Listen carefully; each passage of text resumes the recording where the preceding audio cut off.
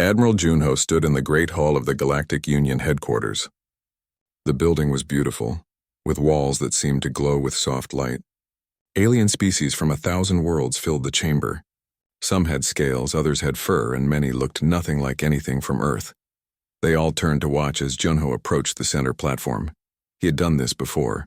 5 times in the past 10 years, Earth had asked for full membership in the Union. 5 times they had been rejected. Today would be the 6th attempt. Junho already knew what the answer would be. He could see it in the way the alien counselors looked at him. Their eyes held something between pity and disgust. High Counselor Vex rose from his seat. He was tall and thin, with skin that looked like polished silver. His species came from a world where everything was gentle and easy. No predators, no harsh weather, no struggle for survival. He looked down at Junho with the expression of someone explaining simple facts to a child. "Your petition is denied," Vex said. His voice echoed through the chamber. "Earth is not ready for full membership. Your species comes from what we call a death world. Your planet tried to kill you at every turn and you became violent because of it. We cannot trust such a species with equal authority in galactic affairs." Junho felt his jaw tighten. He had heard these words many times. Earth was too dangerous. Humans were too aggressive. They needed more time to learn how to be civilized. He wanted to argue, but he knew it would change nothing. These aliens had made up their minds 50 years ago, when humans first reached the stars. "Perhaps in another century or 2, Vex continued, "your species will have evolved beyond its primitive nature. Until then, you may remain as associate members. You may trade with us, you may learn from us, but you may not have a voice in how the galaxy is governed." The other counselors nodded in agreement. Some of them whispered to each other. Junho caught fragments of their conversations. Deathworlders, too savage. Not like us. He had heard it all before. He turned and walked out of the chamber without saying a word. There was nothing left to say. 3 days later, everything changed. Junho was in his quarters on the human embassy station when Captain Minji burst through the door. Her face was pale and her hands were shaking. She carried a data tablet that she thrust toward him. "The New Horizon is gone," she said. Her voice was barely above a whisper. "All 3,000 colonists dead." Junho took the tablet. The report was brief and cold. The colony ship New Horizon had entered restricted Union space. Union patrol ships had intercepted it. When the New Horizon failed to turn back immediately, the Union ships opened fire. The colony ship had no weapons and no shield strong enough to stop military-grade weapons. It was destroyed in less than 5 minutes. The Union called it an unfortunate incident. They said the New Horizon had been warned. They said it was the ship's own fault for violating restricted space. They offered no apology. They paid no compensation. 3,000 humans were dead, and the Union acted as if it meant nothing. "My brother was on that ship," Minji said quietly. She stared at the floor. He was going to start a new life on the colony world. He was 23 years old. Junho closed his eyes. He knew many of the people on the New Horizon. Good people. Farmers and teachers and engineers. Families with children. All gone because the Union could not be bothered to give them more than one warning. But Minji was not finished. She pulled up another file on the tablet. This one showed communications data, navigation records, security footage from Union stations near the restricted zone. As Junho read through it, his blood ran cold. The New Horizon had not wandered into restricted space by accident. Union traffic control had given them false navigation data. They had been guided into the restricted zone deliberately. The patrol ships had been waiting for them. This was not an accident. It was murder. Why would they do this? Minji asked. "To remind us of our place," Junho said. "To show us what happens when Deathworlders get too ambitious." They took this evidence to the Union Council the next day. Junho stood before High Counselor Vex and presented every piece of data. He showed the false navigation data. He showed the patrol ships waiting in position. He showed everything that proved the New Horizon had been set up to die. Vex barely looked at the evidence. When Junho finished his presentation, the counselor waved his hand dismissively. "These claims are based on speculation and misunderstanding," Vex said. "Your species is new to space travel. You do not understand our security protocols. The New Horizon violated our space. Our patrol ships acted appropriately." Several alien counselors laughed. Actually laughed. As if 3,000 dead humans was somehow funny. as if the murder of innocent people was a joke that only primitive Deathworlders would fail to understand. Perhaps, Vex continued, this tragedy will teach your species to follow our rules more carefully. In a few centuries, you may learn to navigate galactic space without such incidents. Until then, we suggest you stay closer to your home system. Junho felt something break inside him. It was not anger. It was colder than that. It was the realization that there would never be justice through the Union's system. These aliens would never see humans as equals. They would always see Earth as a source of primitive labor and nothing more. He returned to the human embassy and sent an encrypted message to Earth. The message was simple. It was time to leave the Galactic Union. Earth's government agreed quickly. The vote was nearly unanimous. Humanity had tried for 50 years to be part of the galactic community. They had shared their technology. They had followed Union laws. They had swallowed their pride and accepted being treated as second-class citizens. And in return, the Union had murdered 3,000 colonists and laughed about it. The withdrawal announcement was made 1 week later. Earth was leaving the Galactic Union. All human ships would return to Sol system. All trade agreements were canceled. Humanity was done trying to be accepted by species that would never accept them.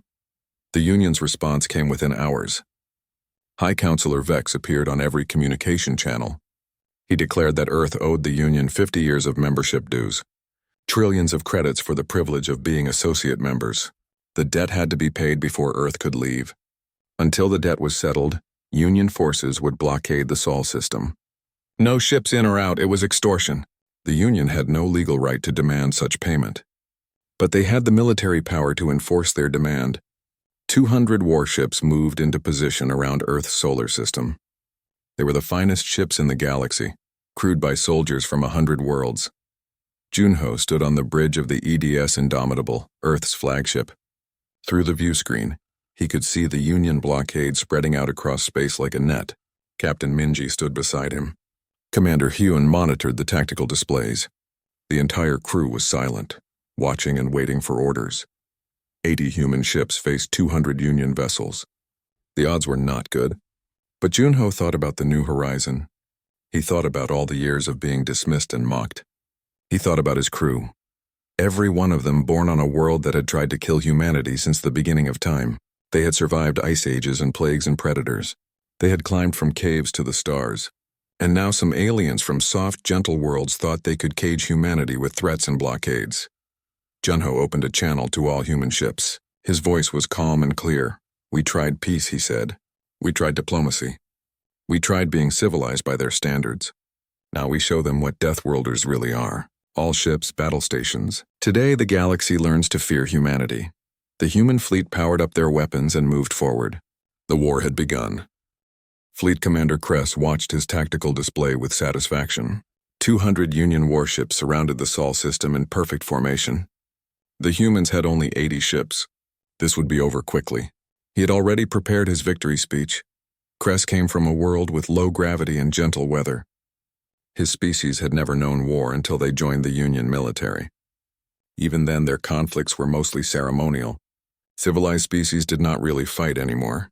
They threatened and negotiated and occasionally fired a few shots to make a point. Real violence was for primitive species, for Deathworlders. He opened a communication channel to the human flagship. This is Fleet Commander Kress of the Galactic Union, he announced. You are ordered to surrender your government and pay the required debts. You have 1 hour to comply. If you refuse, we will take your system by force. Admiral Junho's face appeared on the screen. He looked tired and old. Kress felt a moment of pity for the human. The Deathworlder probably knew he could not win this fight. Surrender would be the logical choice. Your hour is up right now, Junho said. Then he closed the channel. Kress blinked in surprise. Had the human just refused? He turned to his tactical officer. The officer looked equally confused. Sir, the officer said, the human ships are moving. They are heading directly toward us. All of them. Kress stared at his display. The human fleet was indeed advancing, not running away, not trying to escape. They were attacking. All 80 ships were charging straight at his blockade line. It was suicide. It made no sense. All ships prepare to engage, Kress ordered. Target the human flagship first. We will make an example of it. The Union ships powered up their weapons. their targeting systems locked onto the approaching human vessels. Everything was proceeding according to standard combat doctrine. Kress had run simulations of this battle a dozen times. The humans would lose within an hour. Then the first missiles arrived. They came so fast that the Union point defense systems barely registered them. Kress saw 3 of his ships explode before his tactical officer even finished calling out the warning. The missile impacts were far more powerful than Union intelligence had predicted. Each hit punched straight through shields that should have held. The human ships closed the distance at impossible speed. Union engines were efficient and reliable. Human engines, Kress now realized, were neither. They were dangerous, overpowered things that burned fuel like it was worthless. But they were fast. Terrifyingly fast, Lieutenant Daehyun led a squadron of human fighters into the Union formation. His instruments showed targets everywhere. Too many to count. He did not bother trying. He simply picked the nearest ship and opened fire. The Union ship tried to evade. It turned slowly, following a gentle curve that kept its crew comfortable. Daehyun pulled his fighter into a turn that would have killed most alien pilots from the G-forces alone. He stayed on target and fired again. The Union ship exploded. His squadron followed him through the Union lines. They moved like predators hunting in a pack. Every move was aggressive. Every shot was meant to kill. The Union fighters tried to respond, but they were too slow. Their pilots had grown up on gentle worlds. They had never learned to handle the kind of acceleration that human pilots considered normal. Captain Minji commanded the Indomitable's weapons. She watched the tactical display and called out targets with cold precision. Fire on the heavy cruiser at Mark 7. Switch to the destroyer at Mark 3. Target the carrier's flight deck. Each command resulted in another Union ship damaged or destroyed. The crew moved with practiced efficiency. They had trained for years in simulators that pushed them to their limits. Every drill had been designed to be harder than real combat. Now real combat felt almost easy. Commander Hyun monitored the ship's systems from engineering. The fusion reactors were running at 110% of their rated capacity. Any Union engineer would have declared that unsafe and shut them down. Hyun pushed them to 115%. Human engineering accepted risks that other species avoided. When you came from a planet that was constantly trying to kill you, you learned to build things that could take punishment. A Union battleship moved to intercept the Indomitable. It was 3 times larger and should have been far more powerful. Captain Minji did not try to avoid it. She turned directly toward it and accelerated. The 2 ships closed on each other at speeds that made the Union crew scramble to their emergency stations. At the last moment, the Indomitable rolled and fired everything it had into the battleship's exposed underside. The battleship's shields collapsed. Its armor cracked. Atmosphere vented from a dozen breaches. The massive ship began to list, its engines failing. "Prepare boarding parties," Minji ordered. "We are taking that ship." Boarding pods launched from the Indomitable. They slammed into the battleship's hull and burned through the armor. Human Marines in powered armor poured through the breaches. They moved through the ship's corridors like a force of nature. The Union crew tried to resist. They fired their weapons and set up defensive positions. But they were slow and weak compared to humans from a high-gravity world. A Marine in powered armor could throw a Union soldier across a room with one hand, could run through gunfire that would stop most species, could fight for hours without rest. The battleship's bridge fell in less than 10 minutes. The captain tried to destroy his own ship rather than let it be captured. A Marine stopped him before he could reach the self-destruct controls. The entire crew surrendered moments later. Fleet Commander Kress watched his fleet fall apart. His formations were broken. His ships were retreating in disorder. The humans were everywhere, moving faster than should be possible, hitting harder than intelligence had predicted, and showing absolutely no mercy. His tactical officer gave him the casualty reports. 100 ships destroyed. 40 more too damaged to fight. The rest were requesting permission to withdraw. The battle had lasted less than 6 hours. 6 hours to destroy a fleet that had taken decades to build. Captain Rax commanded a light cruiser on the edge of the battle. He had seen everything. He had watched human fighters tear through Union formations like they were made of paper. He had seen human ships survive damage that should have destroyed them.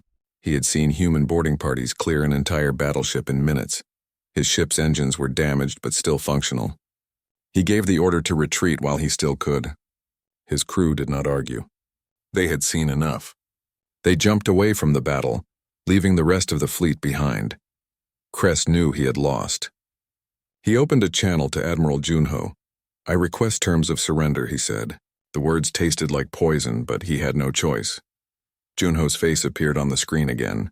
He looked no different than before. Still tired, still old, but there was something in his eyes now, something that made Kress realize he had never really understood what humans were capable of. "Your ships will power down all weapons and wait for boarding parties," Junho said. "Your crews will be treated according to the rules of war. Your wounded will receive medical care. But you will tell your council exactly what happened here today. You will tell them that humanity is done being afraid." The Union fleet surrendered. The blockade was broken. Earth was free. But everyone knew this was just the beginning. Dr. Jiwan moved through the medical bay, treating both human and alien wounded. The alien casualties were far worse. Their bodies could not handle the stress of combat the way human bodies could. Their psychology could not cope with the trauma. They were going into shock from injuries that human soldiers would have ignored. She made notes as she worked. Union physiology was not adapted for war. Their species had evolved on worlds where survival was easy. They had never developed the pain tolerance or stress resistance that humans took for granted.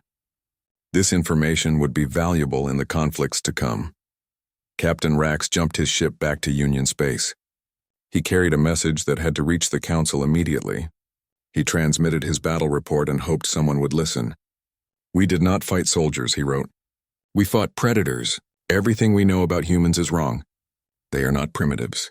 They are the most dangerous species in the galaxy. We must make peace before they destroy us all." His report was received and filed. No one believed him. The Council declared him a coward and stripped him of his command. High Counselor Vex appeared on every communication channel to announce the mobilization of the Grand Fleet. 10,000 ships. The combined military might of 1,000 worlds. Humanity, Vex declared, would be made an example of. On Earth, Admiral Junho received intelligence about the Grand Fleet. He called a meeting of all human military commanders. They gathered in the war room and looked at the tactical displays. 10,000 ships against fewer than 100. The odds were even worse than before. But Junho remembered something about his species. Humans had never won by having the biggest numbers or the best weapons. They won by being too stubborn to quit, too angry to surrender, too dangerous to ignore. The galaxy was about to learn that lesson the hard way. The Grand Fleet gathered at the edge of Union space. 10,000 warships from 1,000 worlds. It was the largest military force ever assembled in galactic history. Fleet Commander Kress stood on the bridge of his new flagship and tried not to think about his previous defeat. This time would be different. This time they had overwhelming numbers. But Admiral Junho had no intention of fighting the Grand Fleet in open battle. He had watched the Union assemble their massive armada and made a simple calculation. 10,000 ships needed supplies: food, fuel, ammunition, replacement parts. The logistics chain would stretch across dozens of star systems. All of those supply lines were vulnerable. Instead of defending Earth, Junho scattered his fleet across Union space. Each human ship operated independently, striking supply convoys and support bases. They appeared without warning, destroyed their targets, and vanished before reinforcements could arrive. The Union called them ghost ships. Captain Minji led a raid on a weapons depot 3 sectors away from the Grand Fleet's position. Her ship dropped out of faster-than-light travel right on top of the depot. The Union guards barely had time to sound the alarm before the first missiles hit. The depot's shields collapsed. Its storage facilities exploded. Millions of rounds of ammunition and hundreds of torpedoes were destroyed in minutes. By the time Union patrol ships arrived, Minji's ship was already jumping away. The patrol commanders looked at the wreckage and tried to understand what had happened. How could one ship cause so much damage so quickly? They sent reports back to Fleet Command, but the answers they received were useless. Watch for human ships. Be more alert. Defend better. 2 days later, Lieutenant Daehyun's squadron hit a supply convoy heading toward the Grand Fleet. 30 cargo ships protected by 5 escort vessels. The escorts detected Daehyun's approach and moved to intercept. They never reached him. His squadron tore through them in less than 3 minutes. The cargo ships tried to scatter. Most of them were too slow. Daehyun's pilots hunted them down one by one. Every cargo ship carried food for thousands of Union soldiers, fuel for hundreds of ships, medical supplies for the fleet's hospitals. All of it burned in space. The few cargo ships that escaped brought news of the attack. The Grand Fleet's logistics officers recalculated their supply situation. Without those cargo ships, the fleet would run short on food within a week. They requested emergency supplies from nearby systems. Those supply ships were attacked too. Commander Hune developed new tactics that exploited every human advantage. Union crews needed to rotate shifts every 8 hours. They needed regular meals and rest periods. They needed comfortable environments or their performance declined. Human crews could fight for days without proper rest, could eat field rations that would make most aliens sick, could function in environmental conditions that other species found unbearable. Human ships started hiding near Union space stations. They would wait for days without moving, their crews awake and alert the entire time. When a valuable target appeared, they would strike and then disappear. Union stations installed better sensors. The humans adapted by hiding in asteroid fields and nebulae. Union patrols increased their coverage. The humans simply waited longer. The psychological impact was devastating. Union crews never knew when an attack might come. They spent weeks on high alert, waiting for ghosts that might appear at any moment. Their stress levels climbed. Their performance declined. Some crews refused to leave their stations. Others requested transfers away from any system where humans might operate. Dr. Jiwan made a discovery that changed the nature of the war.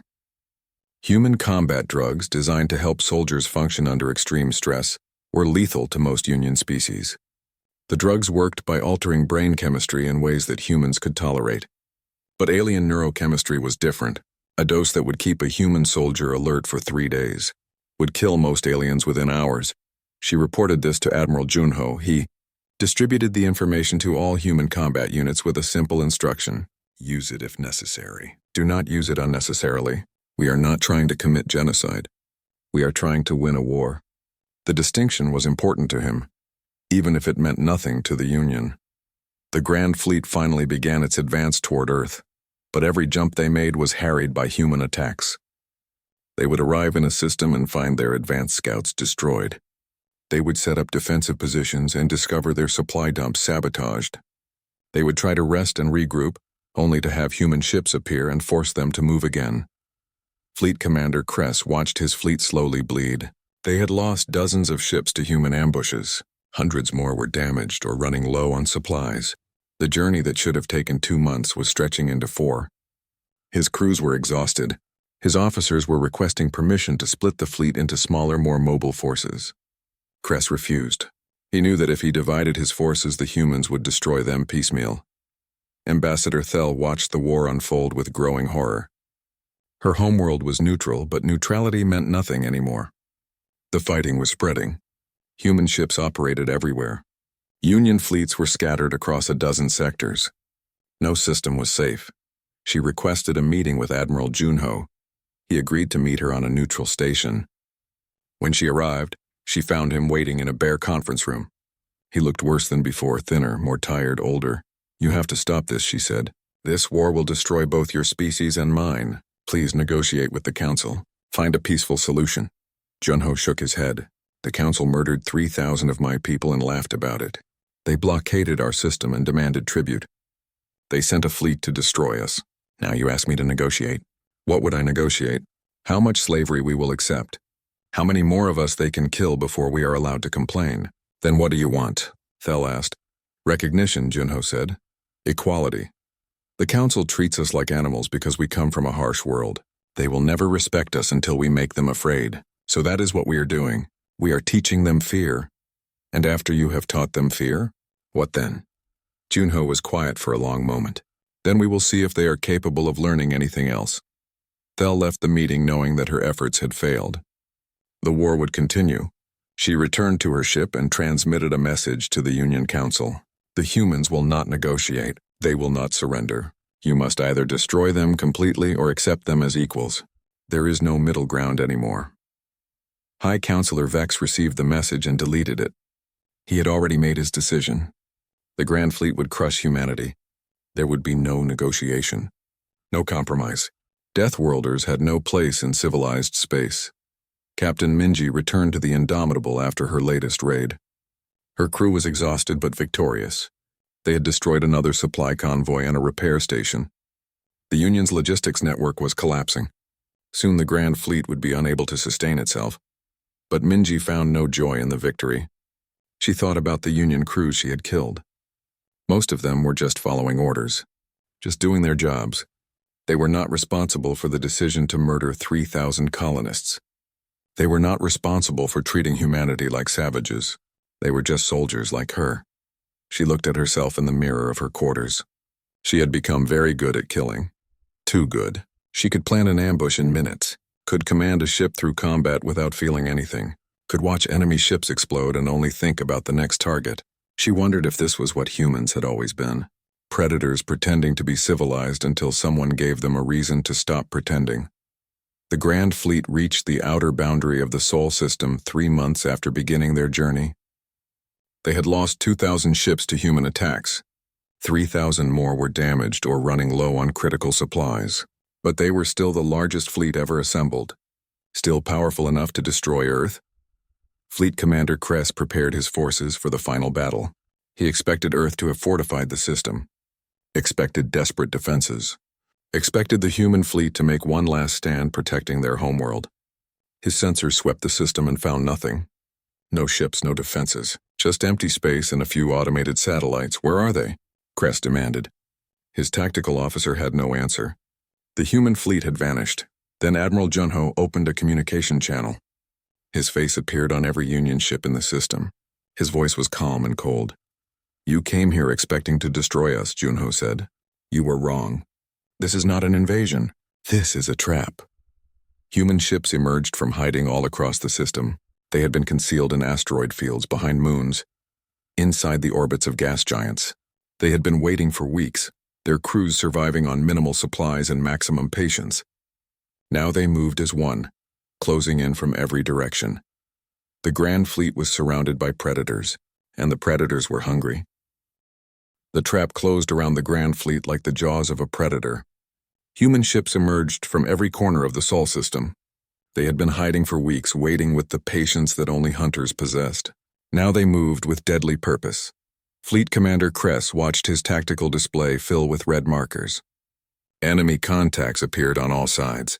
His fleet was boxed in, surrounded by forces that should not have been able to hide so well. He gave orders to tighten the formation and prepare for attack. But the Grand Fleet was too large to maneuver quickly. Ships bumped into each other trying to form defensive positions. The perfect formation that had taken months to organize collapsed into chaos. Commander Hyun had spent months preparing the Sol system for this battle. Hidden weapons platforms waited in the asteroid belt. Railguns disguised as mining equipment. Missile batteries built into the surfaces of moons. Mines scattered through likely approach vectors. The entire system had been turned into a weapon. The first mines detonated as Union ships tried to maneuver. Massive explosions rippled through the fleet. Ships that had survived months of travel were crippled in seconds. The automated weapons platforms activated, firing from positions the Union scanners had marked as empty space. Railgun slugs moving at a significant fraction of light speed punched through shields and armor like they were paper. Lieutenant Daehyun led his squadron in a suicidal attack on the Union flagship. His orders were simple: kill the command ship. The squadron dove through a forest of defensive fire. Half his pilots died in the first minute. The rest kept flying. They were not trying to survive. They were trying to complete the mission. Daehyun's fighter took 3 direct hits. His shields failed. His port engine exploded. He kept flying. The flagship loomed ahead of him, massive and powerful. Its point defense systems tracked him. Locked on. Fired. He rolled his dying fighter and squeezed off one last missile before his cockpit exploded around him. His missile hit the flagship's bridge. The entire command deck vaporized. Fleet Commander Kress was hurled across the room by the blast. Half his officers died instantly. The ship's systems went dark. Emergency lights flickered on. Kress pulled himself to his feet and stared at the ruins of his command center. The fleet had just lost its coordination. Captain Minji commanded the boarding actions. Human Marines in powered armor launched from a dozen ships. They targeted Union capital vessels that had been crippled by the initial attacks. The boarding pod slammed into hull plating and burned through. Marines poured into the enemy ships like water filling a sinking vessel. The Union crews tried to resist. They set up defensive positions at choke points. They fired their weapons and threw grenades. But they were fighting an enemy that had evolved to be the perfect persistence hunter. Marines in powered armor could take hits that would kill most beings, could fight for hours without rest, could move through a ship faster than the defenders could react. One by one, the capital ships fell. Their bridges were captured, their engineering sections secured, their crews surrendered or died. No ship that was boarded remained under Union control. The Marines moved with brutal efficiency, clearing each vessel in less than an hour. Dr. G1 coordinated medical support from the Indomitable. Wounded were arriving faster than her staff could treat them. Most were Union soldiers. Their injuries were severe because their bodies could not handle combat stress. Broken bones from impacts that would have bruised a human. Internal bleeding from G-forces that human pilots considered normal. Shock from psychological trauma that would not have bothered human soldiers. She worked on them anyway. Saved as many as she could. Made notes about their physiology. The Union species were fragile in ways that humans were not. They had evolved on gentle worlds where survival did not require toughness. Now they were paying the price for that easy evolution. The battle raged for 3 days. Human crews fought in continuous shifts, rotating through combat positions but never truly resting. Union crews broke down after 12 hours of fighting. Their commanders tried to rally them, but exhausted soldiers could not fight effectively. Entire ships simply stopped responding to orders as their crews collapsed from stress. Captain Rax commanded a small task force on the edge of the battle.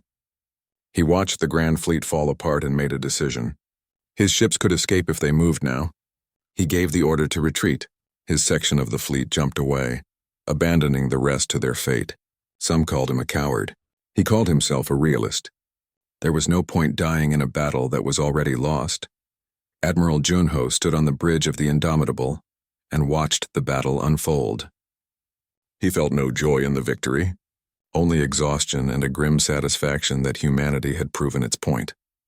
The galaxy had learned that Deathworlders were not to be trifled with, but the lesson had cost thousands of lives on both sides.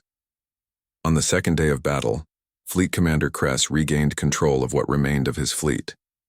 His flagship was barely functional. Most of his command staff were dead or wounded. His forces were scattered across the system.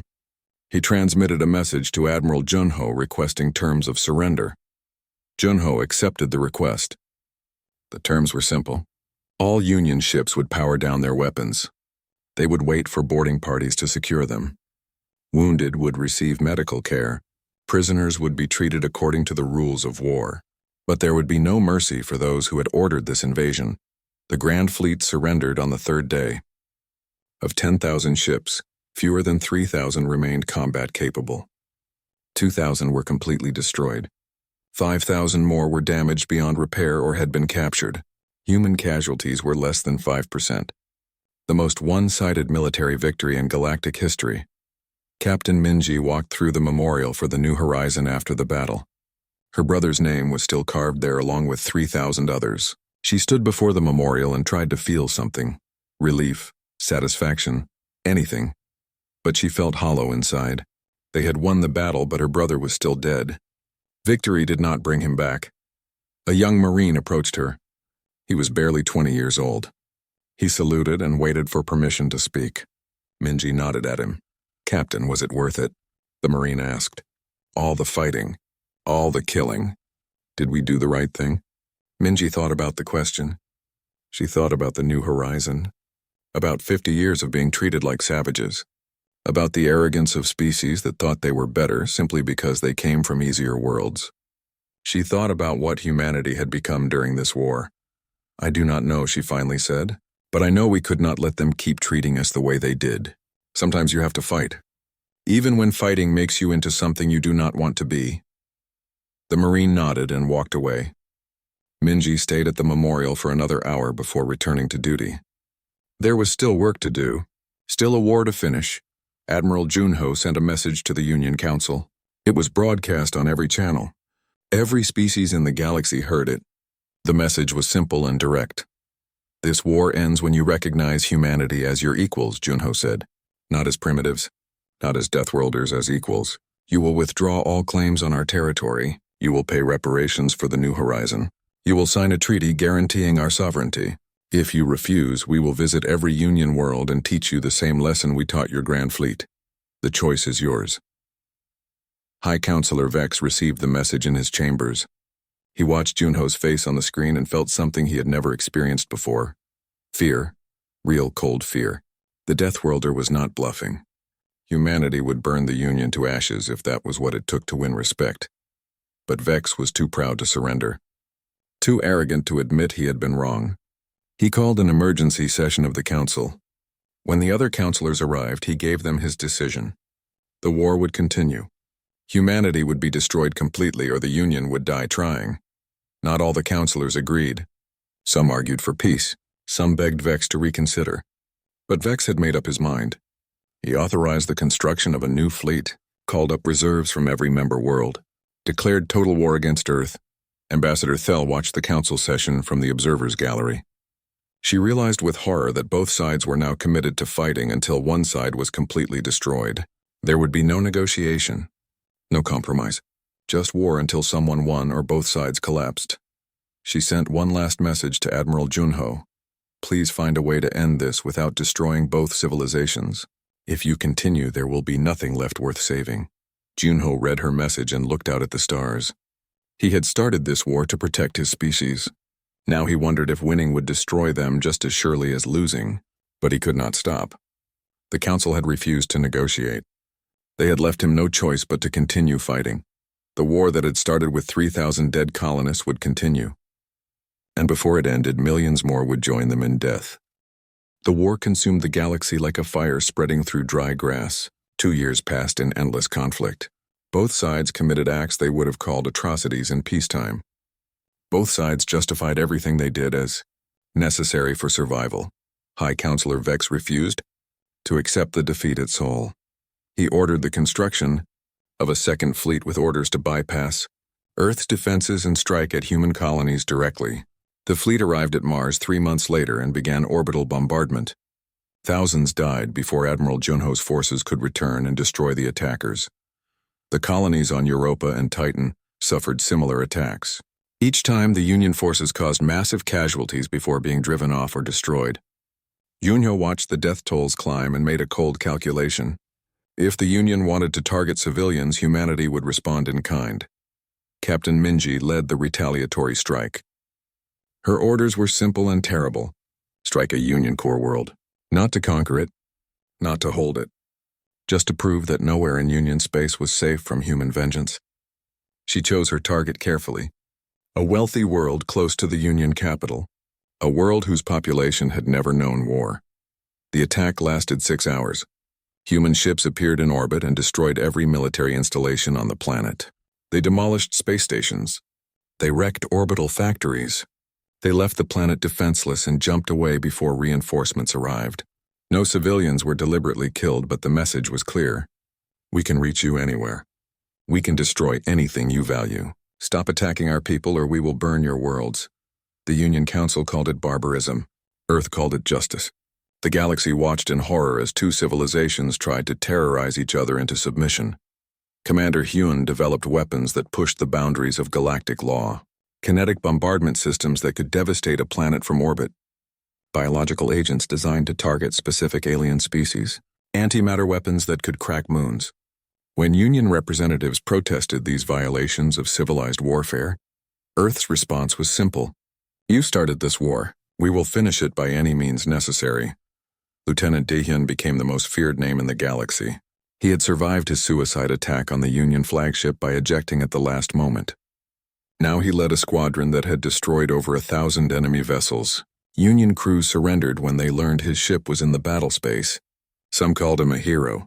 Others called him a monster. He called himself a soldier doing his job, but even Daehyun was beginning to question the cost. After one battle, he watched his gun camera footage and counted how many Union fighters he had destroyed. 47 ships, 47 pilots who had probably been forced to fight, who had families waiting for them, who had dreams beyond this war. He had killed them all without hesitation or mercy.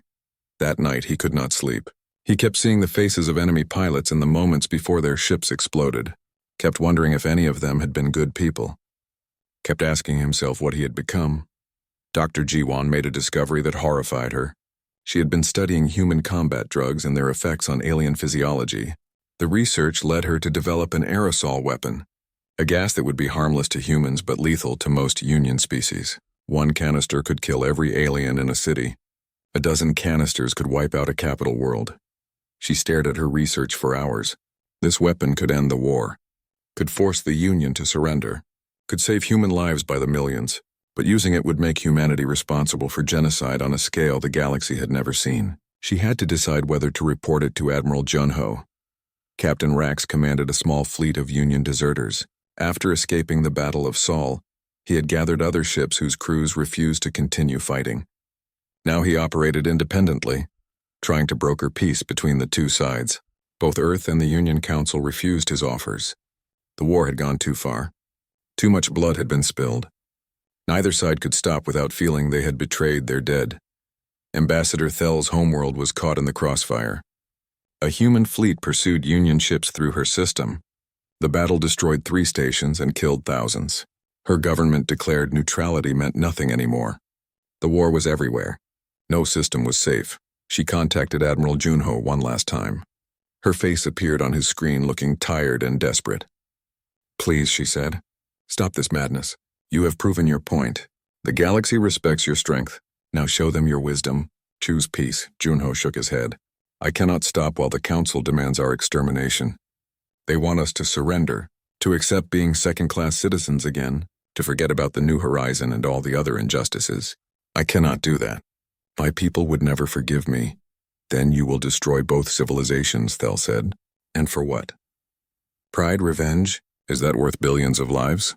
Junho closed the channel without answering. He knew she was right, but knowing did not change anything. The war would continue until someone won or both sides collapsed. The war reached a terrible balance. Humanity could win every battle but lacked the population to occupy Union space. The Union had vast resources but could not match human combat effectiveness. Both sides were bleeding themselves white.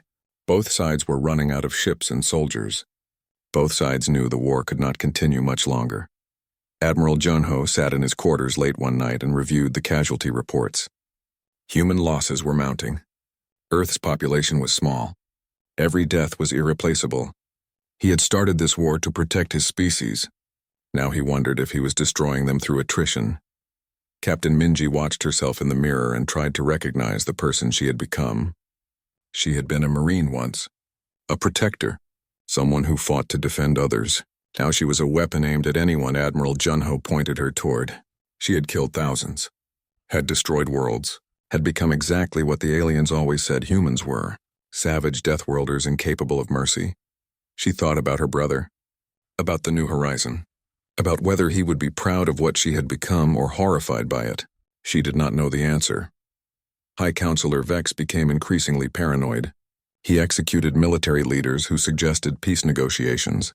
He purged council members who questioned his decisions. He was no longer fighting to defeat humanity. He was fighting to justify his original decision to treat them as inferiors. If he admitted he had been wrong, everything he had done would be revealed as pointless cruelty. The Union began to fracture. Some member worlds withdrew their forces and declared neutrality.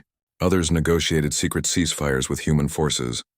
The Grand Alliance that had ruled the galaxy for millennia was coming apart under the strain of endless war. Dr. Jiwan finally made her decision. She brought her research to Admiral Junho's office and laid the data on his desk. "This will end the war," she said. "We can deploy it on every major Union world within weeks. They will have to surrender or face extinction." Junho read through the research, studied the projections, calculated the casualties. Billions dead within days. The largest act of genocide in galactic history. He looked up at Dr. Jiwan. "And what will we be if we do this?" "Alive," she said. "Our species will survive. Isn't that what matters?" Junho was quiet for a long time. "Not like this," he finally said. "Not by becoming the monsters they always claimed we were. We will find another way." "What other way?" Jiwan asked. "We cannot keep fighting like this. We are running out of people." Junho stood and walked to his window. He looked out at the stars and thought about everything that had brought them to this point. The arrogance, the violence, the endless cycle of revenge. There had to be a way to break the cycle, a way to end the war without destroying either civilization. He turned back to Jiwan. We make them an offer they cannot refuse, not surrender terms, not peace. We show them there is a third option, one where both species survive. How? Jiwan asked. By showing them we could have destroyed them but chose not to, Junho said. By proving that humanity is capable of mercy, even when we have every reason for revenge. By making them understand that we want to be their equals, not their conquerors. Jiwan looked skeptical. They will not believe us. They will think it is a trick. Then we will have to make them believe, Junho said. Assemble every functional ship we have. We are going to the Union homeworld. But this time we are not going there to destroy it. He sent orders to Captain Minji. Assemble the fleet for one final operation. This time the goal was not destruction. This time they would show the galaxy what humans were truly capable of. Not just violence, but wisdom. Not just strength, but mercy. It was time to end the war. On humanity's terms,